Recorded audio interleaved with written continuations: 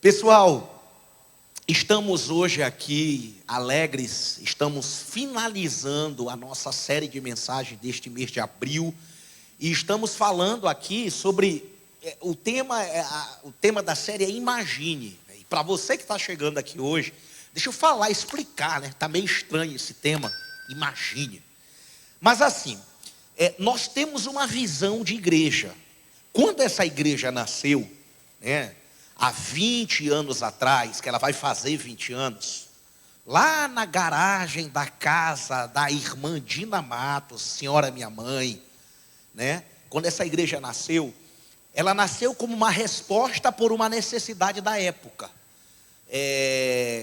A gente começou a observar que a igreja da época era uma igreja feita e pensada e projetada e programada para pessoas igrejadas. Então as primeiras pessoas tinham que aceitar a igreja, as regras da igreja, os dogmas da igreja, para depois serem aceitos pela igreja. E na época eu entendi que primeiro a igreja tinha que aceitar as pessoas, receber as pessoas, para depois as pessoas poderem ser lapidadas por Deus. E aí nasceu a nossa visão como igreja. A nossa visão é ser a igreja onde o sem igreja e aquele que foi ferido pela religiosidade encontrem uma casa. Então a nossa proposta é ser a casa do desigrejado e do ferido pela religiosidade. Então se você já encontrou alguém estranho aqui, ele está no lugar certo. Ele está no lugar certo. E aí, dentro dessa ideia de ser a casa do desigrejado e do ferido pela religiosidade, nós criamos um documento tem 14 ou 15 pontos que são os imagines, que é a nossa ideia, a igreja ideal. Como é essa casa do desigrejado e do ferido pela religiosidade? Como é esse lugar aonde aquele que não tem igreja e que foi ferido pela religiosidade vão dizer, tá aí, eu encontrei a minha casa, tá aí, eu encontrei o meu lugar, tá aí, isso aí faz sentido para mim. E a gente tem tratado isso nesse mês. E agora a gente vai encerrar aqui, né? A gente vai falar aqui de 4 pontos, nós começamos e a gente vai finalizar aqui hoje, amém, gente? Então vamos lá, coloca para mim o primeiro ponto, por favor, que a gente vai estar falando aqui hoje. Leia comigo, vamos lá? Imagine uma igreja onde tudo é o quê? Excelente, porque essa é a única maneira que Deus sabe fazer as coisas. Gente, eu acredito de verdade em um Deus que faz coisas excelentes e que coloca nos seus filhos um espírito de excelência. Eu acredito de verdade que a excelência, quando você se compromete em fazer as coisas de forma excelente, a excelência, ela honra a Deus e ela inspira as pessoas. Gente, tudo que Deus fez é excelente. Quem já ficou assim bobo de ver a natureza? Já ficou assim abestado de ver assim? De ficar, olha, meu Deus do céu. Só tu, meu Deus, igual o Valdemiro, só Deus pode fazer isso, né? Você já ficou assim? De olhar a natureza e você dizer, meu Deus, gente, que coisa incrível. A Bíblia fala que a natureza proclama a glória de Deus. Amém? Então, a natureza, gente, Deus, tudo que Deus criou, Ele fez, Ele dizia, isso é bom, amém? Ele criou o ser humano no final e Ele disse, isso aqui é bom demais. Gente, Deus é um Deus de coisas excelentes. E a gente vai ver que todo projeto de Deus na Bíblia, a gente vai passar para a questão da criação, tudo que Deus pediu para o ser humano tinha um padrão de excelência. Quando Deus pede para Moisés fazer o tabernáculo, a gente vai ver que Deus disse para ele, olha, disse o tipo de madeira que ia ser. Deus falou para ele a cobertura de ouro. Deus falou o tamanho, Deus falou a cor da cortina. Deus falou o tamanho de cada objeto que teria. Gente, Deus é extremamente detalhista. Deus é um Deus de coisas excelentes. Deus, se foi mal feito, se foi feito de maneira de qualquer jeito, não foi Deus que fez. Amém, gente? Então Deus cria tudo de maneira excelente. E a excelência, ela honra a Deus e ela inspira as pessoas. Nós acreditamos que quem faz o que ninguém está fazendo, alcança o que ninguém está alcançando. Então, se nós entendemos que a excelência é um padrão de Deus, nós ensinamos e nós inspiramos os membros da nossa igreja a serem excelentes, a serem bons no que fazem. Gente, a proposta de Deus é que cada um de nós, eu não sei o que você faz da vida, mas a ideia é que cada um de nós rompa com a mediocridade. O que é ser medíocre? É ser mediano. É estar conformado em ser igual aos outros. Ei, seja o melhor que você pode ser na área que Deus colocou na sua mão para fazer. É ser excelente, né? É ser excelente. A Bíblia fala da história de um homem, Salomão. Amém, gente? A Bíblia fala da história de um homem. E a Bíblia fala que aquele homem, por causa da excelência na vida dele, ele virou literalmente um ponto turístico. As pessoas vinham do mundo inteiro para ver a excelência de Deus na vida de Salomão. A gente vai ver lá em 1 Reis, capítulo 10, do versículo 4 em diante. Olha que coisa interessante, uma rainha africana, ela viaja milhares de quilômetros para ter uma conferência, um encontro, uma consultoria com Salomão. Quando ela chega lá, vendo toda a sabedoria de Salomão, bem como o palácio que ele havia construído, o que era servido em sua mesa, a comida, o alojamento de seus oficiais, os criados e os copeiros, todos uniformizados, os holocaustos que ele fazia no templo do Senhor, a visitante ficou o quê, gente? Impressionada. Ei, gente, quando a gente tem isso na nossa vida, quem chega perto da gente fica impressionado. Eu quero profetizar em nome de Jesus que quem entrar na tua empresa vai ficar impressionado. Que quem for na tua casa vai ficar impressionado. Quem ouvir você falar vai ficar impressionado. Quem comprar de você o seu produto vai ficar impressionado. Por quê? Porque as marcas digitais da excelência estão lá. Essa mulher ficou impressionada, gente. E a gente tem que ter isso no nosso coração. E a Bíblia diz, continua o texto. Vamos lá, continua, versículo 6. Então ela disse ao rei: tudo que eu ouvi em meu país acerca de suas realizações e de tua sabedoria é verdade. Mas eu não acreditava no que diziam, até ver com os meus próprios olhos na realidade. Não na realidade, até ver com meus próprios olhos. Na realidade, não me contaram nem a metade. Tu ultrapassas em muito o que eu ouvi, tanto em sabedoria como em riqueza. E aí no versículo 8: como devem ser felizes os homens da tua corte, que continuamente estão diante de ti e ouvem a tua sabedoria. E aí vem o mais importante: bendito seja o Senhor, o teu Deus, que se agradou de ti e te colocou no trono de Israel. Gente, essa mulher glorificou a Deus por causa da excelência na vida de Salomão. Amém, gente? A Bíblia fala que os homens verão as nossas boas obras e glorificarão ao Pai que está nos céus. Eu me lembro aqui que um dia veio aqui na igreja visitar a gente um ateu. Um amigo aqui dele convidou ele ficou ali no mezanino. E aí tudo que a gente falava, ele não acreditava em nada. Interessante o depoimento dele. Acabou o culto, ele ficou ali analisando, julgando tudo, vendo tudo. Acabou o culto, ele chamou o amigo dele e disse: cara, é o seguinte, não acredito em nada que eles pregaram e nada que eles cantaram. Mas se um dia eu fosse frequentar uma igreja, eu queria frequentar uma igreja igual essa, porque aqui é muito bacana. Às vezes, o homem carnal, ele não consegue perceber a espiritualidade de um ambiente, porque ele está morto espiritualmente. Mas todo homem consegue perceber a excelência de um ambiente. E a excelência honra a Deus e inspira as pessoas. Amém, gente? Ei, gente, seja inspirador. Você está me ouvindo? Seja alguém inspirador. O que você faz da vida? Pastor, eu sou sapateiro. Seja um sapateiro inspirador. Eu sou vendedor, professor. Seja excelente. Quem recebeu uma aula tua tem que sair de lá maluco. É querer ser diferente, gente. É estabelecer um alto padrão. Quem está me entendendo, diga amém. Agora presta atenção. A excelência é o passaporte para a promoção. Você quer ser promovido?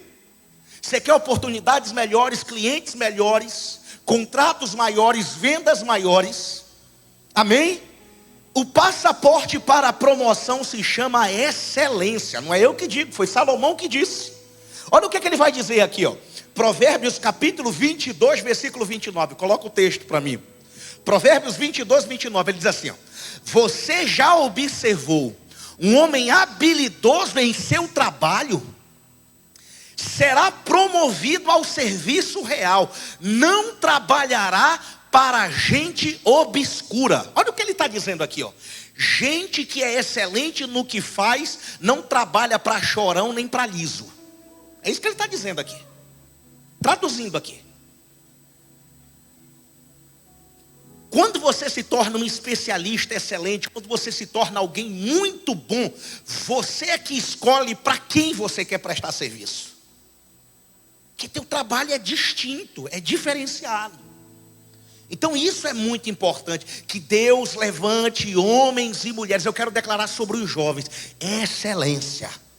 Amém, que vocês cresçam com esse desejo de ser excelentes, de entregarem o melhor, de colocarem tudo, né, o coração de vocês naquilo que faz. Gente, pelo amor de Deus, vamos romper com a mediocridade. Gente, eu fico triste de ver gente que às vezes tem um negócio, vende uma só vez para uma pessoa. Ele só atende o cliente uma vez, o cara sai de lá chateado, ele promete 10, entrega 6.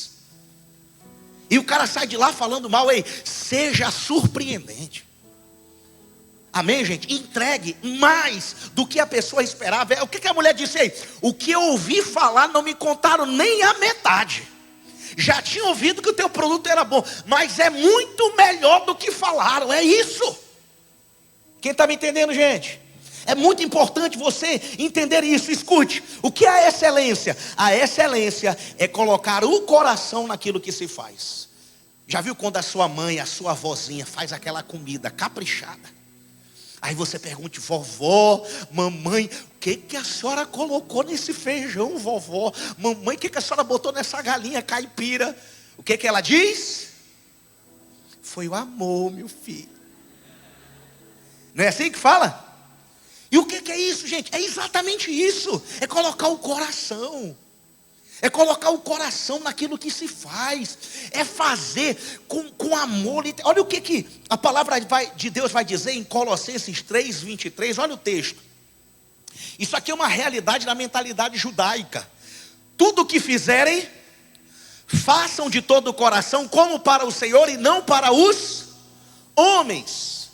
E aí tem muita gente na internet vendendo cursos sobre os segredos milenares do povo judeu, né?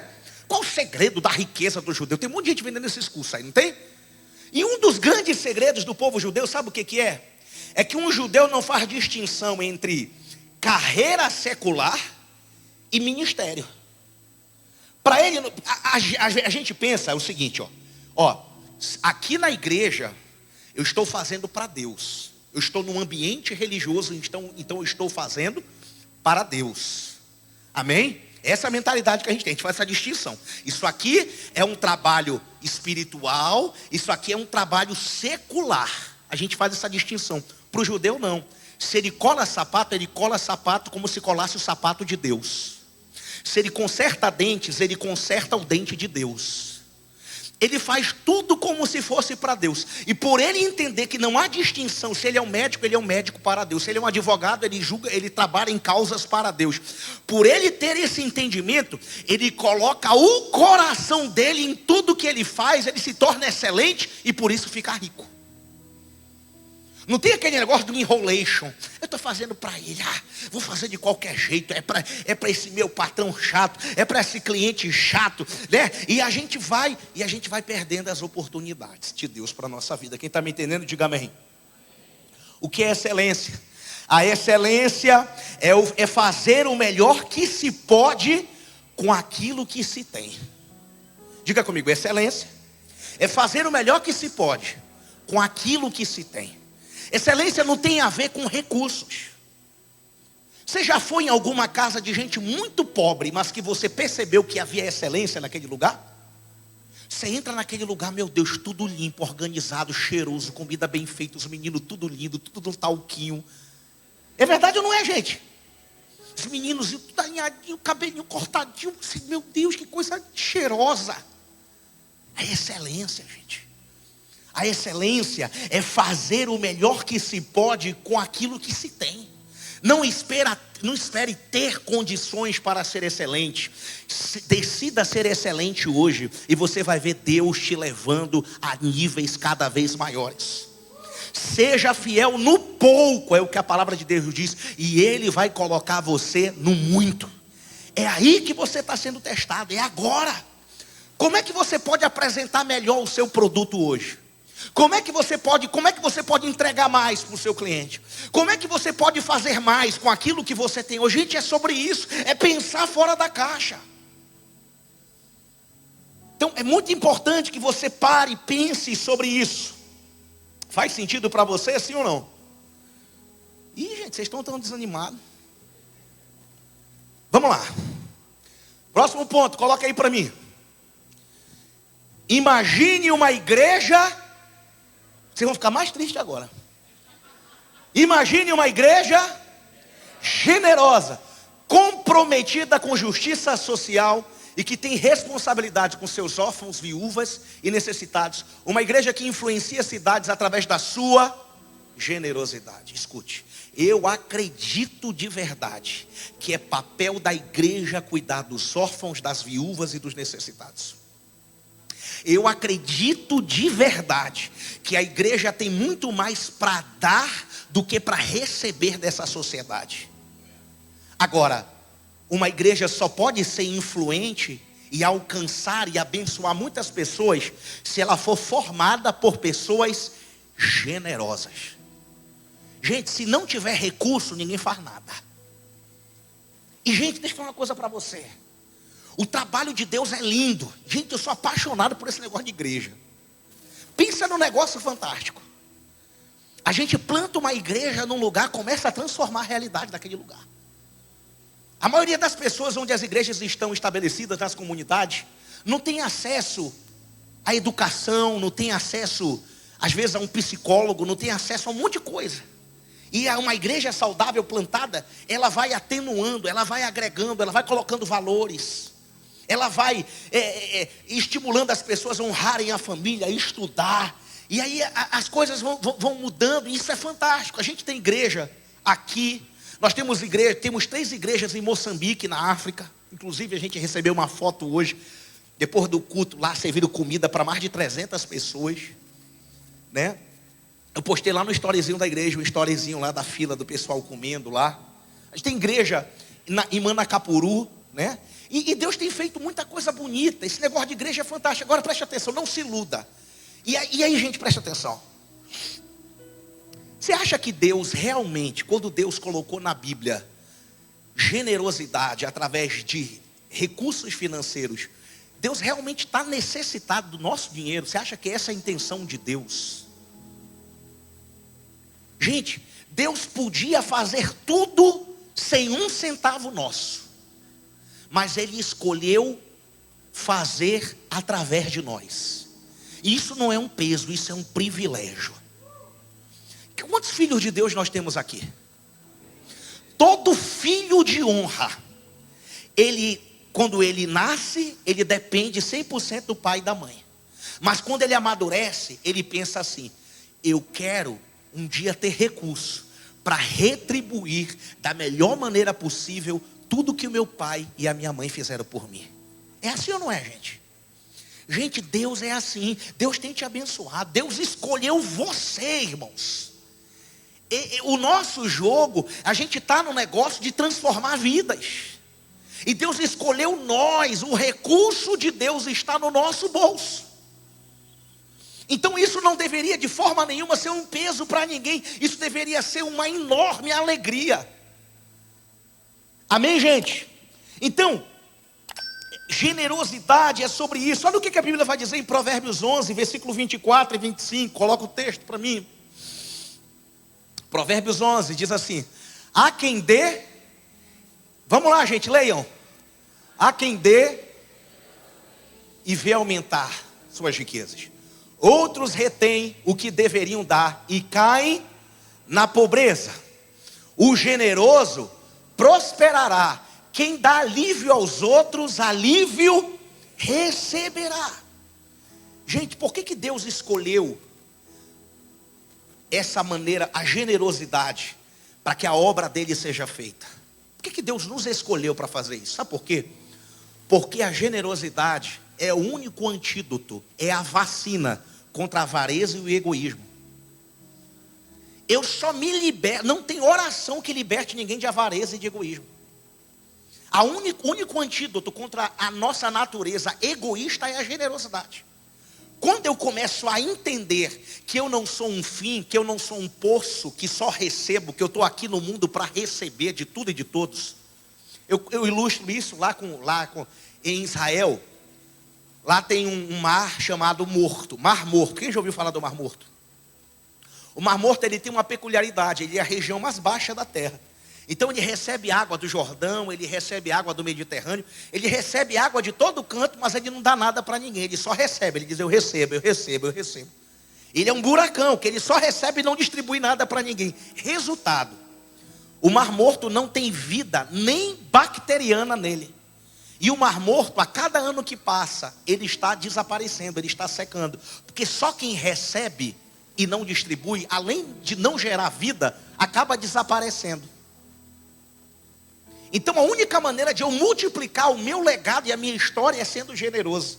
Gente, escute, a gente não vai levar nada dessa terra. Você está me ouvindo? Quem nasceu pelado aqui? Nu. Você nasceu nu? Se ninguém colocar uma roupa em você, você vai nu, do mesmo jeito. Não leva nada. Amém? Mas você pode deixar uma história na boca e no coração de muita gente. Ei, ela impactou minha vida. O que ele fez? Um dia eu estava assim, ele fez isso. Gente, e o melhor, além de deixar um legado na terra, o legado mais importante, você vai chegar no céu e vai ter gente olhando nos seus olhos e dizendo: ei, eu estou aqui porque você honrou a Deus com as suas ofertas, você contribuiu, você pregou o evangelho, você estava na causa do reino de Deus. Eu fui alcançado pelo seu coração generoso. Amém? Você pode aplaudir ao Senhor por causa disso? Então é sobre isso. É sobre isso, gente. A capacidade, a generosidade é a expressão da natureza de Jesus se manifestando através de nós. Quando eu entrego o que tenho em escassez, eu me habilito a recebê-lo com abundância. Amém, gente? Escute. Olha, escute, acredite nisso. O céu não está em crise. No céu não tem falta de nada. Aquilo que a gente anda com algumas gramas no pescoço, com medo de ser roubado e morto por causa de algumas gramas de ouro no pescoço, no céu é asfalto. Se você tem problema com riqueza, não vá para o céu, senão você vai se escandalizar quando chegar lá. Não tem lugar mais rico do que o céu. O nosso Deus é o dono do ouro e da prata. E não é a única, mas uma das bênçãos de Deus na Bíblia é a riqueza. Ele diz: a bênção do Senhor é que enriquece. E essa bênção que enriquece não traz dor nenhuma. Não tem federal na tua porta por corrupção, não tem nada disso. Não tem depressão, ansiedade por causa disso. Não traz dores. É isso que é a bênção de Deus. Amém, gente? E aí, é muito importante você entender que, escute, Deus não trabalha. Você quer prosperar, sim ou não? Eu vou falar uma coisa, não fique triste comigo não, mas é a verdade. Deus não trabalha através de pena. Deus não tem pena de você. Você está me ouvindo? Sabe por que Deus não tem pena de você? Você pode estar todo lascado, passando o pior momento da sua vida. Deus não tem pena de você. Sabe por quê? Porque Ele sabe a força que Ele colocou dentro de você. Ele conhece a sua capacidade. Gente, Deus não se move por pena, Deus se move por fé. A moeda do reino de Deus é a fé. Você lembra da história lá você lembra da história lá da viúva de Serepta? Imagina só essa história, hein? Elias, o profeta, chega diante de uma viúva. E aí ele pede: mulher, tem alguma coisa para mim comer? A mulher diz: profeta, o senhor chegou aqui na hora certa. Eu tenho aqui só um pouquinho de farinha, um pouquinho de azeite. Eu vou fazer um biju para mim e para o meu filho. Comeremos e depois morreremos. A uma refeição da morte. Se fosse o profeta Richard, ia dizer: pastor Frank, leva essa mulher para o social, pastor. Com certeza, pastor Frank, pelo amor de Deus, pastor, faz alguma coisa aí, ajuda a irmã. O profeta Richard, o profeta Elias, sabe o que ele disse? Pois bem, está nessa? Faz o seguinte: antes de você fazer para você e para o seu filho, faça para mim primeiro um bolo pequeno. Dê um pouquinho desse bolo, compartilhe comigo. A mulher pegou, eu acho que com muita tristeza no coração. Enquanto ela ia encaminhando, o profeta disse assim: mas assim diz o Senhor, por causa da sua generosidade, a farinha da panela não vai acabar e o azeite da botija vai se multiplicar. Gente, Deus não trabalha por pena, Deus se move por fé. E Deus quer ativar a nossa fé. Em tempos difíceis, a fé. Amém, gente? Então é muito importante. Quando eu entrego o que eu tenho em escassez, eu me habilito a recebê-lo em abundância. Tudo que você entrega para Deus, movido por fé, voltará para você de maneira melhorada e multiplicada. Diga amém. Então, nós acreditamos como igreja que a maneira mais poderosa da gente dizer a alguém: Jesus te ama, não é com palavras, é amando e é servindo. Nós acreditamos nisso de verdade. Acreditamos que o Jesus te ama sem ações concretas de bondade e de generosidade. E para a igreja fazer isso, ela precisa de quê? Recursos. Lembra do que Jesus disse? Eis, eu estive nu e vocês me vestiram. Eu tive fome e vocês me deram de comer. Eu tive sede e vocês me deram de beber. Eu estive presos e vocês me visitaram. Quando vocês fizeram isso? Quando vocês fazem a qualquer um desses pequeninos em meu nome, a mim vocês estão fazendo. Ah, gente, eu acredito nisso de verdade. Eu acredito nisso de verdade. Quem está me entendendo, diga amém. Coloca o próximo, imagine aqui. Leia comigo esse próximo, leia. Imagine uma igreja onde cada membro ama servir, porque possui o quê? A natureza de Jesus. Deixa eu perguntar uma coisa para você. Quem aqui já competiu em algum esporte? Já foi para uma competição mesmo, de algum esporte? Qualquer esporte. Você entrou, tinha torcida, tinha aquela competição braba, o povo gritando na arquibancada. Quem já viveu essa experiência? Já viveu isso? É legal ou não é? Agora eu vou fazer outra pergunta. Quem aqui já foi para arquibancada torcer? Estádiozão, dali, oh, Mengão apanhou pro fogão. Já aconteceu com você? Já torceu?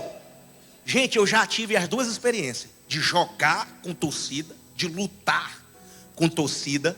O pessoal gritando, uau! E tá lá gritando. Os dois são maravilhosos.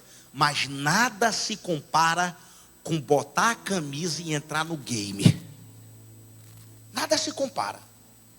Gente, é um negócio incrível. Adrenalina. Sabe, isso é incrível. E aí eu vou falar uma coisa para você. Eu acredito de verdade que nenhum crente foi salvo para viver a vida toda em uma igreja na arquibancada. Eu acredito de verdade que todo cristão foi salvo para servir.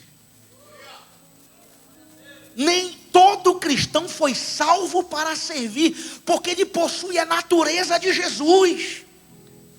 Você não pode guardar, meu irmão, pelo amor de Deus, tudo que Deus colocou na sua vida é só para você.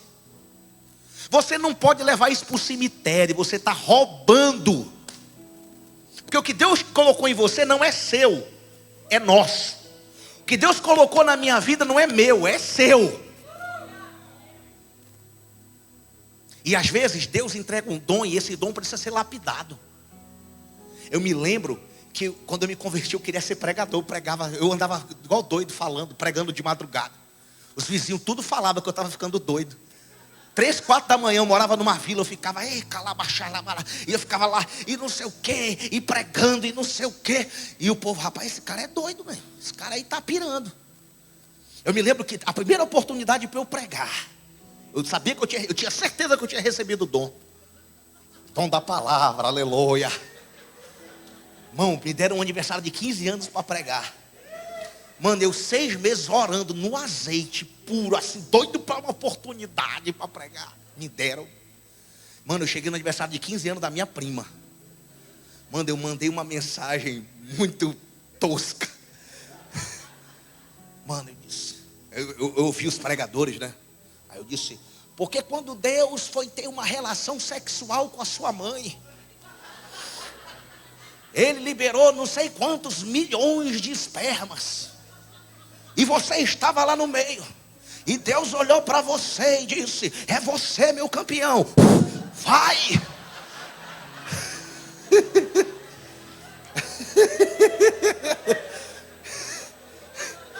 Meu amigo achava que eu estava abafando. Mano, os irmãos eram batistão, daqueles assim, tradicional, daqueles que não bate nem palma.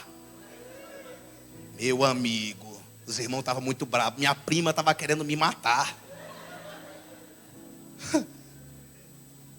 Eu podia ter morrido ali. Viu o ministério. Eu podia ter desistido ali. Ei, meu irmão, ei. Deus te deu um dom. Deus te deu um talento. Deus te deu uma habilidade. Não está dando certo. Não está ainda. E você está amadurecendo, cara. Não desiste, não. Você já pensou se eu tivesse parado lá na crítica? Meu irmão, eu fui bombardeado. Eu fui bombardeado. Menino maturo, 5, 6 meses de crente. Eu podia ter morrido ali. Ei, olhe para mim. Ei, Deus te deu dons e talentos. Não enterra isso, pelo amor de Deus. Você não tem ideia. Olha lá aquele menino velho lá que falou de esperma lá. Deu certo, ó, deu bom. Então assim, é muito importante você, cara, como é bom você encostar a cabeça de noite no travesseiro e pensar assim, eu estou trabalhando em parceria com Deus para a transformação do mundo. Ei, gente, olha, é muito bom isso. Cara, quando você entende, cara, o meu dinheiro é para transformar cada dia mais a terra num pedaço do céu. Ei, os dons e os talentos, eu estou nesse negócio, eu estou no jogo. Ei, Deus está chamando pessoas para sair da arquibancada dizendo, vem meu filho, eu quero usar você. Vem meu filho, eu quero levantar você. Vem meu filho. Parece coisa simples, gente. A Bíblia fala de uma mulher chamada Dorcas, lá no livro de Atos, uma costureira. Ela honrava a Deus costurando roupa, entrou para a história, está na Bíblia. O que ela fazia? Ela costurava roupa com amor, para servir pessoas. Então não é sobre pregar. Eu quero que você entenda que na nossa visão não tem diferença nenhuma quem prega aqui no domingo e quem tá no estacionamento recebendo o carro. Para quem, você pode até não acreditar, mas o meu ministério, quando eu não estou pregando aqui, geralmente eu estou lá no carro, eu estou lá, o meu ministério é o pit stop. Eu estou lá recebendo carros. Porque esse negócio do reino de Deus não é sobre posição. Esse negócio do reino de Deus é sobre coração. Uma pessoa medíocre, quando faz uma tarefa simples, ela se sente humilhada e ultrajada. Porque ela é pequena. Mas o maior homem que já pisou na terra entrou para a história porque pegou uma bacia de água, uma toalha e lavou o pé de 12 homens. Amém? Então, Jesus nos ensinou, quem quiser ser o maior entre vocês, que sirva. Sirva. Coloque seu coração.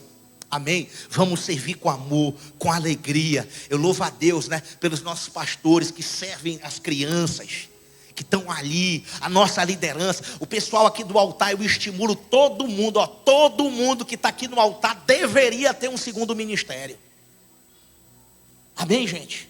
Sabe por quê? Porque esse negócio de igreja não é sobre posição, é sobre coração. Amém, gente?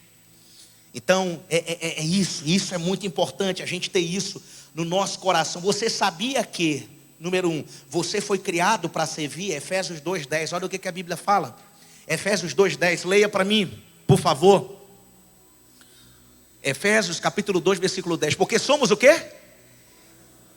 Realizada em Cristo Jesus para fazermos boa. E gente, você foi criado para as boas obras. Diga comigo, eu fui criado para as boas obras. Você sabia que os dons que Deus te deu foi para servir? 1 Pedro 4:10, olha o que diz o texto aqui. 1 Pedro 4:10 diz assim, cada um faça o quê? Exerça o dom que recebeu para quê? Para servir aos outros. Ei, primeiro, o dom tem que ser exercido, não pode estar guardado. Dom na gaveta não serve de nada. Dom enterrado não serve para nada. Dom precisa ser exercido. E não é para autopromoção, é para servir os outros. Ou seja, o que está em você me pertence. O que está em mim pertence a você. Amém, gente? É sobre isso.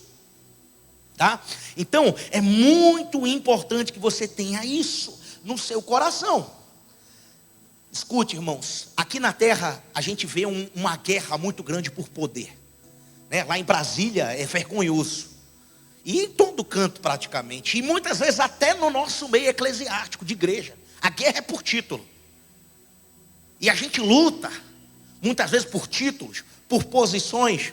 Só que eu quero que você entenda que no céu, escute, no céu não tem milionário, bilionário. No céu não tem doutor, mestre. No céu não tem pastor, não tem apóstolo, não tem líder de patavina. No céu só tem um título que entra. Deus vai olhar para a gente e vai dizer assim, ó, servo bom e fiel. É o único título que entra no céu. Título de servo. Então é muito importante. Servir é parte da natureza de Deus. O amor que não se demonstra em atos é um amor falso. Amém, gente? É um amor falso. Escute, a religião supervaloriza a teoria. A religião supervaloriza a teoria. A espiritualidade evidencia-se na prática. Gente, que religião é essa que não... Por isso que Tiago vai dizer, a religião pura e sem mácula é essa: amar o órfão, a viúva, o necessitado nas suas necessidades. É isso, gente, é prática. Amém, gente? É prática, é sobre isso. Então nós precisamos ter isso. Não adianta ter boas respostas e péssimas atitudes. Não adianta. E por último, coloca aqui para mim. Próximo. Imagine uma igreja. Vamos lá, gente. 1, 2, 3, vai. Que equilibra sabiamente a graça e a verdade. Uma igreja que faz a parte mais fácil. Que parte é essa? Ensinar e amar, enquanto espera o tempo necessário para que o Espírito Santo faça a parte difícil, que é o quê? Transformar. Gente, é um problema terrível quando a igreja quer assumir o papel do Espírito Santo. É um problema terrível quando um homem quer assumir o papel do Espírito Santo. É um problema terrível. E a gente tem uma multidão de gente ferida, revoltada por causa disso. Porque a gente acha que é o nosso dever mudar as pessoas. É a gente que tem que fazer. Gente, preste muita atenção. Quem é o nosso maior modelo de liderança que a gente conhece? Diga Jesus. Jesus, ele não falava da verdade. Ele disse, eu sou o quê? A verdade. Jesus era a verdade encarnada. E os religiosos da época não conseguiam conviver com adúlteras. Não conseguiam chegar perto de pecadores, de prostitutas, porque eles achavam que o pecado daquelas pessoas era contagioso. E eles diziam, se ele fosse um profeta, ele não chegaria perto, porque é uma pecadora. E Jesus olhava e dizia assim, olha, Para um verdadeiro filho de Deus, o que contagia não é o pecado do pecador, é o amor de Deus na vida do filho de Deus que contagia o pecador. Gente, como é que nós vamos influenciar quem a gente tem medo de se aproximar? Me diga. E gente, preste atenção, Jesus nunca abriu mão de uma vírgula da verdade. Jesus nunca abriu mão de uma vírgula da verdade. A mulher samaritana dizia: como tu falas comigo, uma mulher, uma samaritana? A nossa religião é diferente. A tua religião diz que é para adorar em Jerusalém, a minha fala que é para adorar nesse monte. Como ousas? Jesus olha para ela e diz: para mim você não é mulher, para mim você não é samaritana, para mim não tem problema se você teve 4 ou 5 maridos e agora o que tu tá é o da vizinha. Eu não tenho problema nenhum com isso. A minha questão é que você é um ser humano e precisa do toque da graça de Deus. Gente, é sobre isso, é quebrar barreira. Gente, é quebrar barreira. E gente, cara, a gente tem vários tipos de pessoas aqui na igreja que lutam com situações e fragilidades diferentes. A gente tem gente que luta com pornografia, que luta com vício, né? E vários tipos de lutas. E às vezes eu me aproximo de alguns grupos mais discriminados. Eu me aproximo dessas pessoas porque na igreja, muitas vezes, de maneira inconsciente, a gente acha que pecado de verdade só é pecado quando envolve sexualidade, né? É tipo assim, pode ser falso, mentiroso, vagabundo, mas se pecou com uma sexual, esse aí é pior do que os outros. E aí, gente, deixa eu falar uma coisa para vocês. E aí eu me aproximo dessas pessoas.